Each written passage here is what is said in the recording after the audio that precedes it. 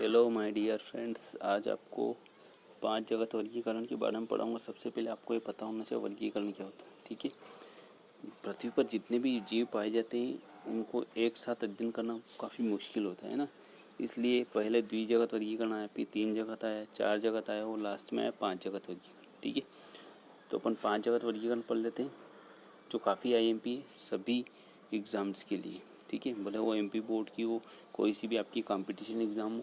ठीक है, देखिए, अध्ययन की दृष्टि से जीवों को उनको शारीरिक रचना, रूप, कार्य के आधार पर अलग अलग वर्गों में बांटा गया। ठीक है, जो केरोलस लीनियस है ना, लीनियस को आधुनिक वर्गीकरण का पिता कहते हैं, मतलब फादर ऑफ टेक्सोनॉमी। ठीक है, जो वर्गी की शाखाएं हैं उसके फादर जो हैं लीनियस, केरोलस लीनियस, क्योंकि इनके द्वारा वर्गीकरण प्रणाली आधार पर आधुनिक प्रणाली की नींव पड़ी। क्योंकि जीवों का वर्गीकरण एक निश्चित पदानुक्रम की दृष्टि से किया जाता है। जो वर्गीकरण होता है उसका एक निश्चित पदानुक्रम होता है। ठीक है, पदानुक्रम मतलब जब सबसे पहले क्या आता है जगत। अध्ययन की दृष्टि से जीवों को उनकी शारीरिक रचना, रूप एवं कार्य के आधार पर अलग अलग वर्गों में बांटा गया। जीवों का वर्गीकरण निश्चित पदानुक्रम की दृष्टि से। ठीक है, जैसे जगत आता है, ठीक है, उप जगत जिसको अपन फाइलम बोलते हैं, वर्ग क्लास आता है, उसके बाद उपवर्ग आता है। ठीक है, जीनस और स्पीसीज, वंश और जाति के पदानुक्रम में किया जाता है। ठीक है, तो सबसे पहले जो बड़ा जो होता है वर्गीकरण की सबसे बड़ी इकाई जो होती है जगत होता है, और सबसे स्मॉलेस्ट इकाई होती है स्पीसीज, ये जाति बोलते हैं जिसको। क्या बोलते हैं? जाति। ये पूछा जाता है कि वर्गीकरण की सबसे छोटी इकाई कौन सी है, तो आपको बताना है स्पीसीज या जाति, और सबसे बड़ी इकाई किंगडम। ठीक है, देखते हैं कि वर्गीकरण की नींव कैसे पड़ी है ना। वर्गीकरण विज्ञान का विकास। सर्वप्रथम अरस्तु ने जीव जगत को 2 समूह में बांटा, वनस्पति और जंतु। एरिस्टोटल जो थे, जिनको फादर ऑफ बायोलॉजी है ना, और फादर ऑफ जूलॉजी, ये दो जो हैं इन दोनों के फादर कहा जाता है ना। उन्होंने जीवों को 2 भागों में बांटा, एक वनस्पति जगत और जंतु जगत। इसके बाद लिनियस ने पुस्तक लिखी सिस्टेमा नेचुरी। ठीक है, में सभी जीवों को पादप एवं जंतु जगत में वर्गीकृत किया। इन्होंने क्या किया, सिस्टेमा नेचुरी एक इनकी बुक थी जो काफ़ी पूछी जाती है लिनियस की, और इसमें संपूर्ण जगत में जितने भी जीव थे उनको पादप और जंतु में वर्गीकृत। लिनियस को आधुनिक वर्गीकरण का पिता कहा जाता है क्योंकि उनके द्वारा वर्गीकरण के आधार पर आधुनिक वर्गीकरण नहीं पड़ी। ठीक है, 1969, ये याद रखना, 1969 में। परंपरागत द्विजगत वर्गीकरण का स्थान व्हिटकर द्वारा प्रस्तुत 5 जगत वर्गीकरण ने लिया। जो द्विजगत वर्गीकरण था उसका स्थान किसने लिया? 5 जगत वर्गीकरण। ठीक है, कब हुआ ये? 1969। देखिए, मोनेरा जगत, ये किंगडम मोनेरा, इस जगत में प्रोक्योटिक जीव, जीवाणु, साइनोबैक्टीरिया और आर्कीबैक्टीरिया। ठीक है, जो मोनेरा जगत आता है उसमें सभी प्रोक्योटिक जीव मतलब ऐसे जीव जिनका केंद्रक विकसित नहीं होता है, जिनमें कोशिकांग नहीं पाए जाते, उन सभी जीवों को प्रोक्योटिक बोलते हैं। ठीक है, इसमें जीवाणु आता है, साइनोबैक्टीरिया और आर्कीबैक्टीरिया। यह उदाहरण याद रखना मोनेरा जगत की, जीवाणु, साइनोबैक्टीरिया और आर्कीबैक्टीरिया। उसके बाद आता है प्रोटिस्टा। इस जगत में एक कोशिकी यूकेरियोटिक जीवों को शामिल किया गया। ठीक है, सिर्फ मोनेरा जगत है जिसमें प्रोक्योटिक जीव पाए जाते हैं, बाकी चारों फाइलम देखेंगे आप इसके बाद, तो उनमें सभी में यूकेरियोटिक जीव आते हैं। ठीक है, यूकेरियोटिक जैसे ये सेल है। ठीक है, इसमें जो केंद्रक होता है उसके बाहर केंद्रक आवरण होता है, किसमें? यूकेरियोटिक। प्रोक्योटिक में क्या होता है, यहाँ पर केंद्रक नहीं होता, जेनेटिक मटेरियल तो होता है लेकिन केंद्रक के बाहर कोई इन्वेलप नहीं होता है, आवरण नहीं होता है, इसलिए इसको प्रो बोलेंगे। प्रो मतलब प्रारंभिक, और यू मतलब जो प्रोक्योटिक कोशिका से बाद में उसमें कुछ चेंज हुए, केंद्रक आवरण बना और कोशिकांग विकसित हुए, उसको यूकेरियोटिक बोलते। ठीक है, देखो, प्रोटिस्टा जगत, पादप जंतु, युगलिना इस जगत में। ठीक है, युगलिना जो है जिसमें पादप और जंतु दोनों के लक्षण पाए जाते हैं, युगलिना को प्लांट और एनिमल किंगडम का बीच की लिंक भी कह सकते हैं। ठीक है, कवक जगत, इसमें परजीवी मृत पदार्थों भोजन के लिए निर्भर चीज शामिल है ना। इसमें कैसे, जो दूसरों पर पैरासाइट्स रहते हैं उनको, इनकी कोशिका की भित्ति कैसी होती है? काइटिन की बनी होती है, किसकी? कवक जगत की जो होती है। ठीक है, जिसको अपन इंग्लिश में बोलते हैं फंजाई। ठीक है, उसके बाद नेक्स्ट जगत आता है पादप जगत। इस जगत में शैवाल, बहुकोशिकीय हरे पौधे आते हैं, ठीक है। पादप जगत में शैवाल भी आते हैं। क्यों आते हैं?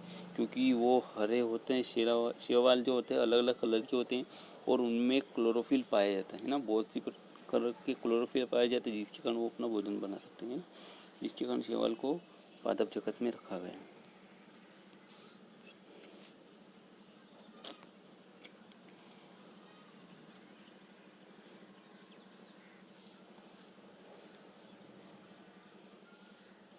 देखिए अब देखते हैं मोनेरा जगत, ठीक है। इसे पुनः आर्की बैक्टीरिया और यू बैक्टीरिया में बांटा गया, ठीक है। जो मोनेरा जगत है जिसमें प्रोकैरियोटिक जीव आते हैं उसको आर्की बैक्टीरिया और यू बैक्टीरिया में। देखो आर्की बैक्टीरिया क्या होते हैं, इनमें अधिकांश स्वपोषी होते हैं।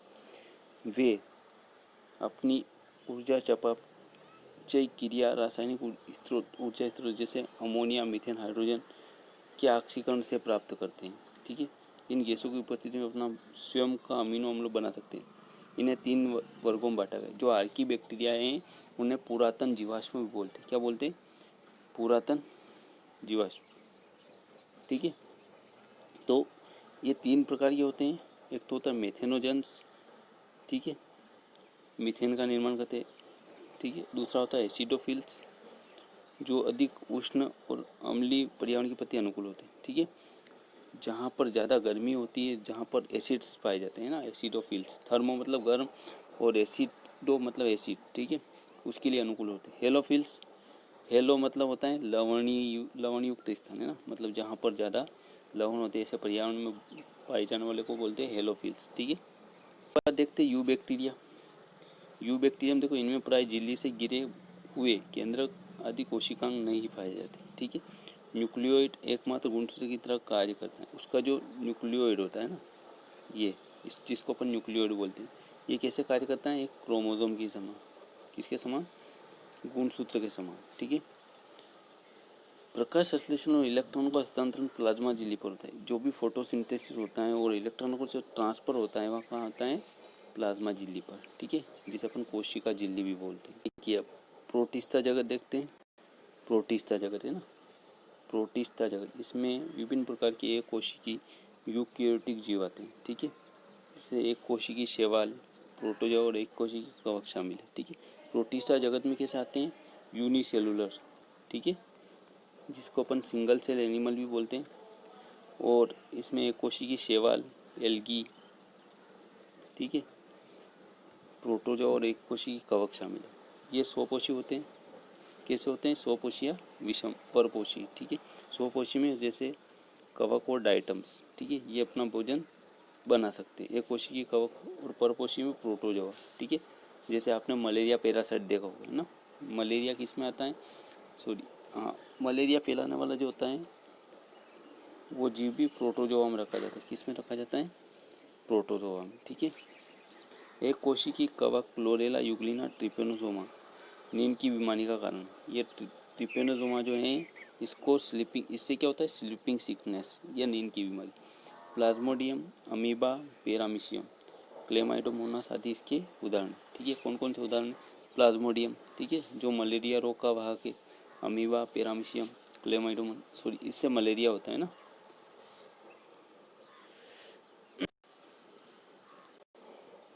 नेक्स्ट देखिए कवक जगत। इसमें वे पौधे शामिल जो प्रकाश संश्लेषण क्रिया द्वारा अपना भोजन तैयार नहीं कर पाते, ठीक है।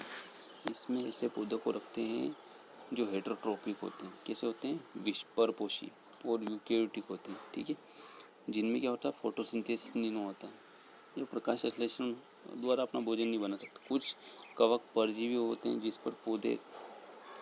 पौधे पर रहते हैं उसी से अपने पोषण के लिए पदार्थ प्राप्त। कुछ कवक क्या होते हैं? परजीवी होते हैं, जिस पौधे पर होते हैं उसी से अपना पोषण ग्रहण कर लेते, ठीक है। कुछ कवक जैसे पेनिसिलियम अपघटक होते हैं, ठीक है, मृत पदार्थों से अपना पोषक तत्व प्राप्त करते हैं। इनमें भोजन को ग्लाइकोजन के रूप में संचित किया जाता है, ठीक है। कवक में भोजन किस रूप में होता है? ग्लाइकोजन के रूप में स्टोरेज होता है, ठीक है। नेक्स्ट देखिए पादप जगत, ठीक है, इसमें बहुकोशिकीय पौधे शामिल है, ठीक है। बहुकोशिकीय मतलब बहुत सारी कोशिका बने। यूकेरियोटिक होते हैं। यूकेरियोटिक क्या होता है? जिसमें केंद्रक जो होता है केंद्रक आवरण से घिरा होता है उसको बोलते हैं यूकेरियोटिक, ठीक है।